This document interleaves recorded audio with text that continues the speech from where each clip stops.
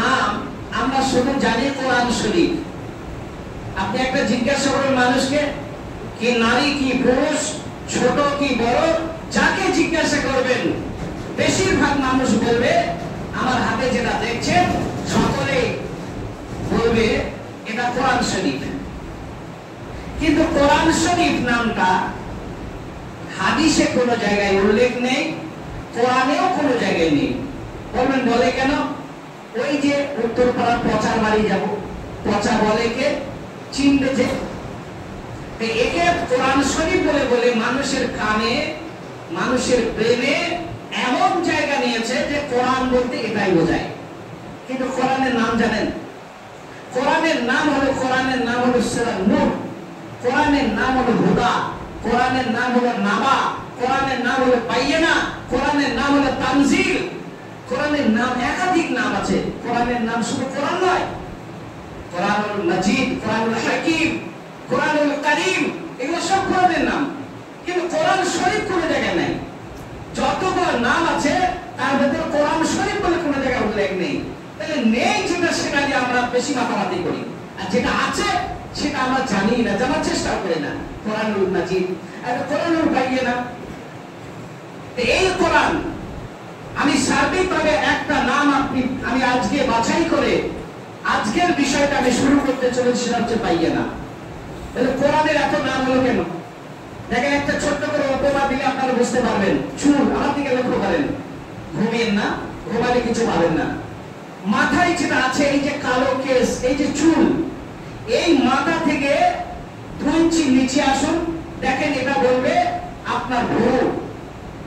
আর একটু নিচে আসুন, বলবে এটা চোখের পাতা। আর একটু নিচে আসুন, দেখবেন এটা বলবে মোচ।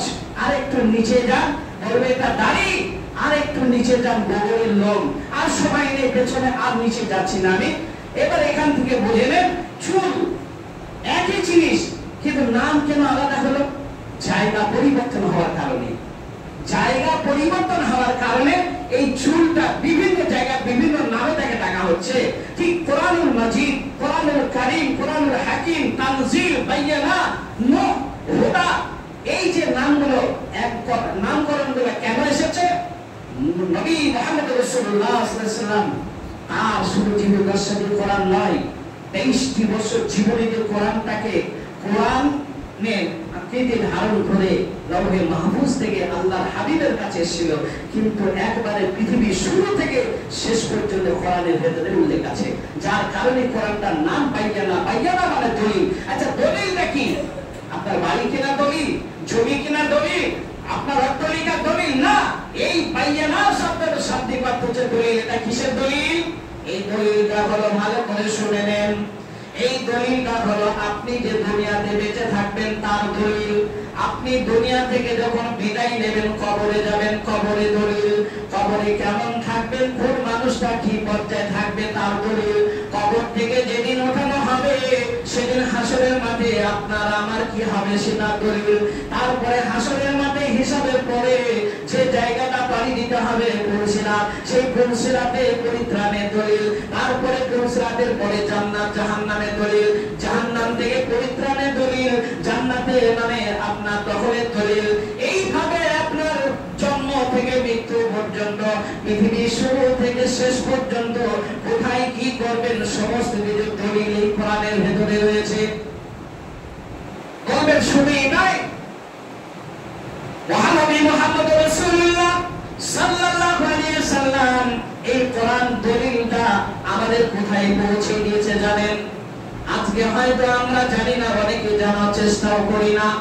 মানুষ মুসলমান কিভাবে ভাত খাবে, কিভাবে পানি পান করবে, কিভাবে বিছানায় ঘুমাবে, কিভাবে জামাটা গায়ে দেবে, কিভাবে পায়ের ছোটনা পড়বে, কিভাবে বাথরুমে যাবে, কোন পায়ে ঘর দিয়ে মানে প্রস্রাব পায়খানা ফিরবে, এবং মানুষের সঙ্গে কথা বলবে কিভাবে, মানে বাপ বেটার সঙ্গে কিভাবে কথা বলবে, মানে স্বামী স্ত্রীর সঙ্গে কিভাবে আলাপ করবে, স্ত্রী স্বামীর সঙ্গে কিভাবে ডাক্তার করবে। এইভাবে এক কথায় রান্না ভবন থেকে রাষ্ট্র ভবন পর্যন্ত সমস্ত কিছুর দলিল মহানবী মুহাম্মদ রাসূলুল্লাহ সাল্লাল্লাহু আলাইহি ওয়াসাল্লাম এই কোরআনের ভেতরে একটা একটা করে আমাদের দরজায় পৌঁছে দিয়েছে। কিন্তু আমরা কোনোদিন ভাবি না, কোনোদিন চিন্তা করি না। ভাই বন্ধুরা আমার, এই দলিলটা কি সেটা আপনাদেরকে আরো একটু সহজ করে বুঝিয়ে দিই। যেমন মসজিদের পাশে ধরেন এই যে ফাঁকা জায়গাটা পড়ে আছে, এই জায়গাটা বাদী বেবাদীর ভেতরে একটা দ্বন্দ্ব তৈরি হয়ে গেল। এক শ্রেণী মানুষ বলছে আমার, আর একজন বলছে না আমার বাবা ছিল। এরকম বাদী বিবাদের ভেতরে একটা দ্বন্দ্ব তৈরি হয়ে গেল, বিবাদ সৃষ্টি হয়ে গেল। সেখানে পঞ্চভদ্রলোক এসে কি করবে? আপনাদের প্রশ্ন করলাম, উত্তর দিতে হবে না, মনে মনে চিন্তা করেন। বাদী বিবাদীর এই ঝামেলাটা, এই সমস্যাটা দেখে পঞ্চভদ্রলোক আসবে, পার্টি থেকে দুজন আসবে, পঞ্চায়েত থেকে দুজন আসবে, ব্লক থেকে দুজন আসবে। এইভাবে 7-5 জন এসে একত্রিত হয়ে তারা কি সিদ্ধান্ত নেবে? ফার্স্ট যেটা বলবে তারা এসে, ভালো করে শুনে নেন, তারা বলবে যার নামে দলিল বা রেকর্ড পর্চা আছে তাড়াতাড়ি বার করো। এটাই তো বলবে। এক শ্রেণী মানুষ এসে এক শ্রেণী মানে বাদী বেবাদীর ভেতরে একজন তাড়াতাড়ি বাড়ি থেকে রেকর্ড পর্চাটা বার করে নিয়ে চলে আসবে, আমার বাবার নাম কি, দাদার নাম কি, আমার নাম কি, এই দলিলটা বার করে এনে পঞ্চভদ্রলোকের সামনে ফেলে। আর এক শ্রেণী মানুষ সে মুখ চওয়ালি করে কি করবে?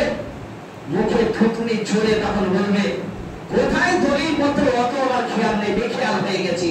কোথায় দাদু মারা গেছে, বাবা কোথায় রেখে গেছে অত জানি না, আমি ওসব কিছু বুঝি না, আমি যেটা বুঝি এই জায়গাটা আমার। তাহলে এই যে পঞ্চভদ্রলোক এসে সিদ্ধান্ত নিল কি? সকলে মিলে ঝুলে বলল না, যার রেকর্ড পর্চা দলিল আছে ইনি প্রাপ্য, বাকি তুমি সরে যাও এখান থেকে, হয়ে যাও। তাকে সরিয়ে দেবে। সহকান সহকান লিমান গায়রা মিন বাদি। মহানবী মুহাম্মদ রাসূলুল্লাহ সাল্লাল্লাহু আলাইহি ওয়াসাল্লাম এই কথাটাই বলবেন। পঞ্চভদ্রলোক যেটা বলবে ঠিক মহানবী মুহাম্মদ রাসূলুল্লাহ সাল্লাল্লাহু আলাইহি ওয়াসাল্লাম কিয়ামতের মাঠে ফয়সালার দিনে বলবেন সহকান সহকান লিমান গায়রা মিন বাদি। তোমার রেকর্ড নেই, পর্চা নেই, দলিল নেই, এমনি এমনি মুখে বললে কোনো দাবি মানা যাবে না, তুমি এখন সরে যাও। চলে গেল। ভাই বন্ধুরা আমার,